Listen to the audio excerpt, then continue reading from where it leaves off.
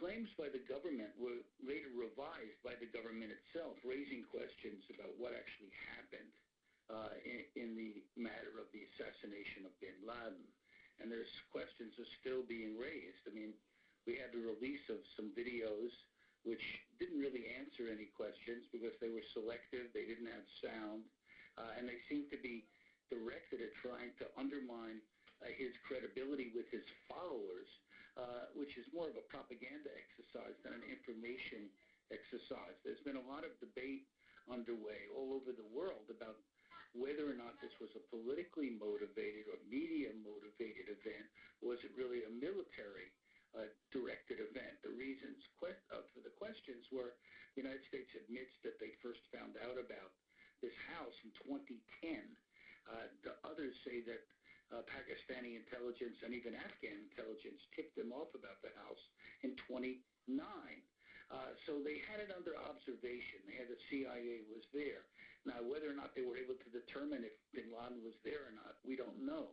But what we do know is that this was something that was being planned for quite some time, this particular operation. And the question is, why now? Why did they attack, this last weekend? And there seems to be two reasons for it, which the mainstream media really hasn't explored.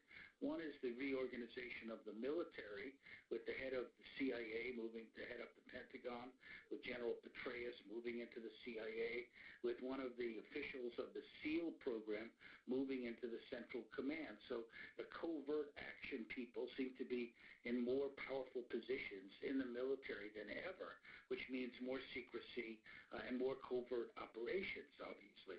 The second part of it is the presidential campaign was underway with President Obama basically on the move, including the release of his birth certificate, his speech at the White House Correspondents' Dinner, his deal with the Republicans on the budget. And, in a sense, this was very well timed to raise his overall profile and his numbers, which is important to any politician, which is what has happened.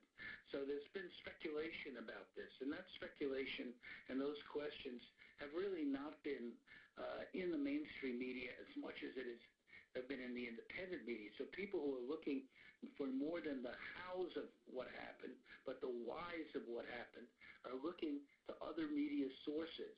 And I've been writing about these issues on my blog and articles that are posted on websites around the world as well. It's a hard thing to do because Americans are very happy about the death of bin Laden.